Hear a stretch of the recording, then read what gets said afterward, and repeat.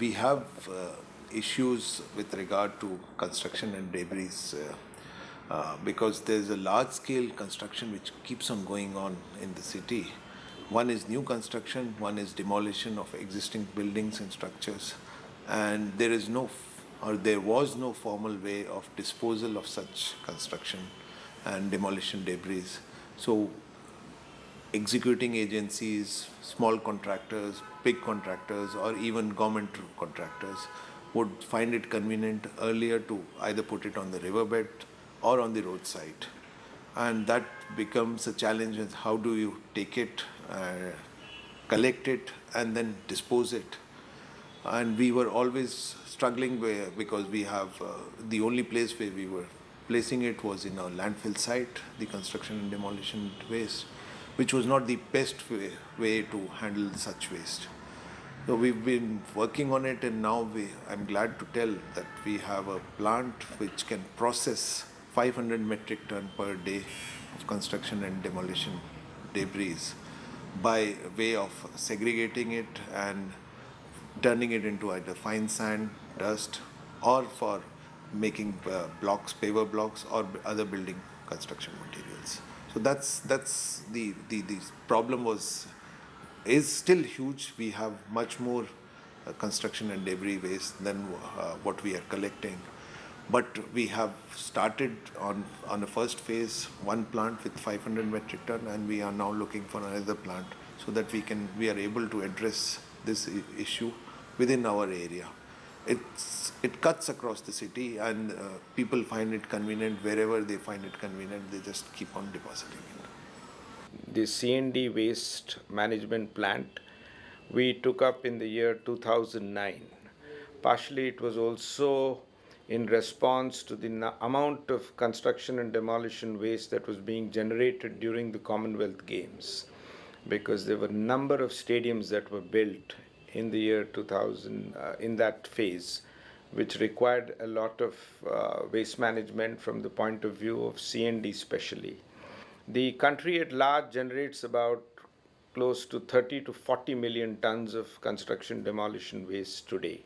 And we at ILNFS at least believe that if we could recycle this and convert it into useful products, in our opinion, this would enable the entire industry, a fledgling industry, to begin, because of the requirement of fresh construction material in the country is also a huge challenge, given the fact that infrastructure, both in terms of roads, in terms of bridges, in terms of buildings, requires a significant amount of which both generate waste as well as require recycled aggregates and materials.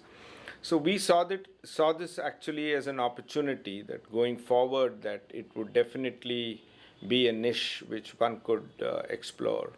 And that's how we started and got into it. We initially started the business with a very small dry processing line at Burari, which later on, because this is a public-private partnership, in close cooperation with the municipalities, we worked with many of the engineers in the municipality as well to evolve a technology which we believe has been tweaked to manage Indian construction and demolition waste. So the process that we adopted, which is actually a derivative of a mining beneficiation process, actually helped us and that in turn was tweaked to manage this particular waste stream itself. And we are very happy to say that after the initial teething problems that we had, today we are in a position to recover close to 90 to 95% of material from the construction and demolition waste. So it involves, as I mentioned, now we have a fairly sophisticated wet processing line which we operate at Burari, and it enables us to make a whole slew of C&D products which can be reused. We were also very fortunate as a company to have the support of both the municipal bodies as well as the Urban Development Ministry and the Delhi government as well. So I think all these agencies played a role in ensuring that this project has now taken off, And I'm extremely proud to say that we have processed close to 24 lakh tons or 2.4 million tons of waste in this facility. 2.4 million tons, as I'd mentioned to you earlier, would occupy close to 25 acres of land, which today, even at the lowest circle rate in Delhi, is worth close to about 245 crores or 2,450 million rupees. So the city has not only saved a large amount of precious urban land, it has also greatly contributed, in our opinion, to reducing the pollution levels in the city. So the way the concession itself worked was it was a 10-year concession that was started in 2009. We had every ton of waste that is brought to our facility, there's a processing fee which is charged in order to ensure that it is scientifically processed of about 205 rupees per ton, which we actually get there today. And what we are trying to do is to ensure that the profitability of the project is spearheaded predominantly by sale of recycled products. So, for instance, now we have two significant projects that we have undertaken where we are utilizing these products which are made from recycled waste. One is a road that we are making in Bakarwala with the Delhi Development Authority, a 5 kilometer long road. And the other is we are supplying close to about 1.6 million concrete bricks to the Supreme Court annexee, which is an order where CPWD, the Central Public Works Department, had a significant role to play. We are confident that going forward, given the support of the municipal authorities and the state government to ensure that these products are used, that will make a big difference in ensuring the sustainability of this particular project. And I think that is very critical because I think if one can establish the standards that are required for these products, it will help us going forward in making it a replicable, sustainable model which will generate a significant portion of its revenue also from the sale of products in addition to the tipping fee that we get. I see definitely going forward in 5 years at least that a more significant portion of the revenue would come from sale of products. But I see that even at that point in time, that these businesses will require a certain amount of support in terms of tipping fee also.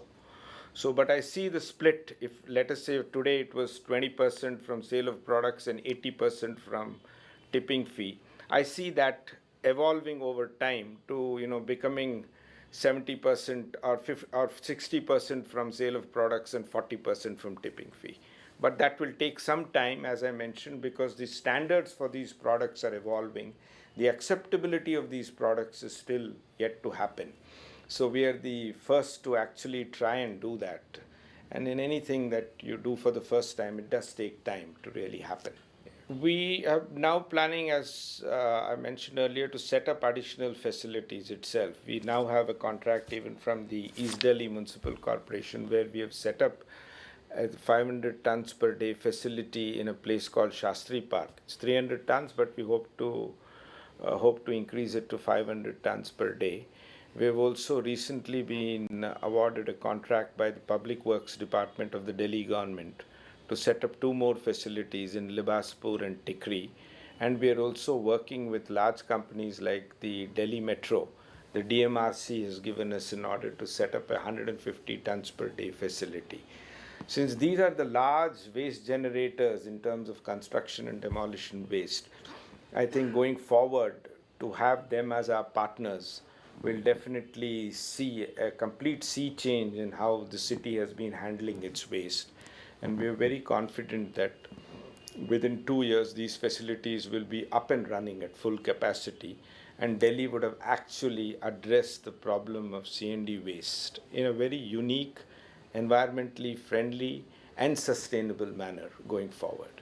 The one lesson for every municipal area, every urban area to have such reprocessing plants of the deposits, the construction and deposit waste, is because there's a wealth out of this which comes in, which one is you are saving natural resources.